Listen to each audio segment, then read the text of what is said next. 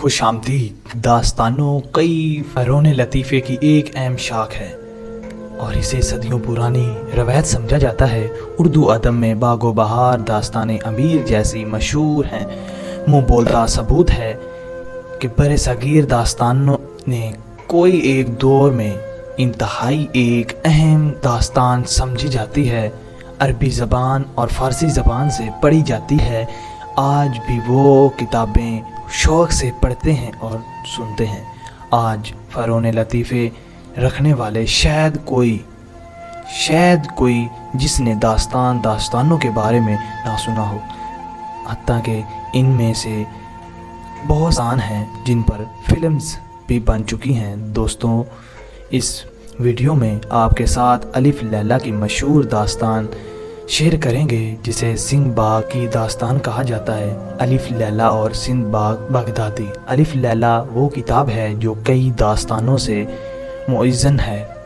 صدیوں پرانی ایک کتاب عباسی خلیفہ عبدالرشید کے دور سے سنسکرت سے ترجمہ ہو کر عربی زبان میں داخل ہوئی اور پھر وہاں سے اسے اردو میں ترجمہ کیا گیا۔ سندھ باغ بغدادی الف لیلا کا ایک مشہور افسانوی کردار ہے جو کہ ایک دولت مند تاجر تھا۔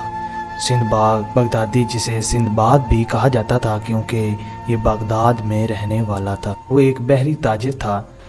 اس نے یہ اپنی ساری دولت چند بحری جہاز میں کمائی تھی۔ سندھ باغ کو کاموں میں کئی مشکلات آئی اور اس نے ان کا مقابلہ کیسے کیا۔ سندھ باغ کا پہلا سفر۔ سندھ باغ نے اپنی بحری مصنوعات سے پہلے انتہائی عیش و عشرت سے زندگی بسر کی تھی۔ اس کے پاس والد کی طرف سے ملنے والی بے بہار دولت تھی، لیکن اس نے اپنی عیش و عشرت کے دوران وہ دولت سے ہاتھ دھو بیٹھا۔ اسی پریشانی میں اس کی زندگی گزر گئی۔ کچھ زندگی میں اس نے اور جو وہ باقی بچی کچی رقم سے اس نے تاجر بنا۔ نیت سے وہ ایک بصرہ گیا، وہاں سے سامان لے کر برصغیر جانے والی ایک بحری جہاز میں سوار ہوا۔ جہاز کے کئی دن لگاتار سفر کرتا رہا۔ مسافر تھک گئے۔ انہوں نے ایک جزیرہ دیکھا جہاں پر انہوں نے کہا کہ ہم یہاں پر آرام کریں گے۔ راستے میں بہت جزیرے آئے ہیں لیکن ہم اس جزیرے پر کچھ آرام کرتے ہیں۔ تو انہوں نے کہا ٹھیک ہے، ہم اس کی طرف چلتے ہیں، اور انہوں نے وہ جہاز اس کی طرف موڑ لیا گیا اور وہاں پر کچھ دیر رکے اور وہ جو جزیرہ تھا وہ ہلنے لگا۔ تمام لوگ واپس جہاز میں چلے گئے، بیٹھ گئے، لیکن سندھ باغ نے دریا میں اس سمندر میں چھلانگ لگا دی اور جو جہاز کا مالک تھا اس نے کہا کہ سندھ باغ نہیں آنے والا، وہ ڈوب کر مر چکا ہے۔ لیکن کچھ دیر میں انہیں پتہ چلا کہ یہ جزیرہ نہیں تھا، لیکن یہ ایک بہت بڑی مچھلی تھی جس کے اوپر یہ جزیرہ بنا ہوا ہے۔ لیکن جہاز کا جو مالک تھا وہ اسے لے کر جہاز کو چلا گیا، لیکن سندھ باغ ایک ککڑی کے ٹکڑے پر تیرتا ہوا ایک بہت بڑے جزیرے پر پہنچ گیا، جہاں پر اس نے سندھ باغ جب اس جزیرے پر پہنچا تو وہاں پر کچھ لوگ پھر رہے تھے۔ انہوں نے سندھ باغ کو پکڑ کر اپنے سردار کے پاس لے گئے۔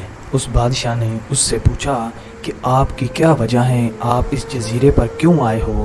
تو انہوں نے ساری بات اس کو کہہ ڈالی۔ جب اس نے یہ کہہ دیا تو وہ کئی ماہ اس کے پاس رہا، اس بادشاہ کے پاس رہا، اور بادشاہ نے اس وقت اس سندھ باغ کی بہت اچھے طرح سے مہمان نوازی کی۔ جب اس کو گھر کی یاد ستائی تو اس نے ساتھ ہی بندرگاہ پر جانے کی اجازت طلب کی۔ سردار صاحب سے اس بندرگاہ پر پہنچ گیا۔ بندرگاہ پر اس نے ایک بہت بڑے جہاز کو دیکھا اور اس جہاز میں جو کپتان تھا اسے کہنے لگا کہ تم میرے ساتھ چلو، اور اس نے اسے ورگلا کر اسے اپنے ساتھ لے لیا۔ سندھ باغ نے اسے اپنے ساتھ سندھ باغ کی وہ جو درخواست تھی وہ کپتان مان چکا تھا، اور کپتان نے اسے کہا کہ وہاں تاجروں کے سامان کے پاس بیٹھ جاؤ، اور وہ وہاں پر بیٹھ گیا۔ اس نے وہاں پر ایک سامان کے اوپر اس کا نام لکھا تھا سندھ باغ بغدادی، تو اس نے وہ نام دیکھا۔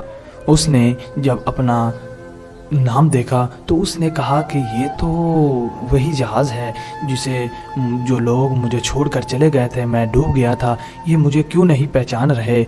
उसने कप्तान ने इसे पहचानने पर मजबूर किया, लेकिन सिंदबाद ने उसे पहचानने पर बहुत तंग किया, लेकिन वो पहचान ना पाया। जब उसने वो जजीरे वाली बात का कहा तो वो कप्तान मान गया। जितने दिन वो जहाज़ वहाँ पर रुका रहा, उसने 1,00,000 दिनार कमाए। 1,00,000 दिनार कमा कर वो वापस घर चला गया और फिर उसने उसी से कारोबार किया और उसी से ही उसने अपनी ज़िंदगी को फिर से जगा लिया और अपने बाप की बताई हुई हर बात पर अमल किया।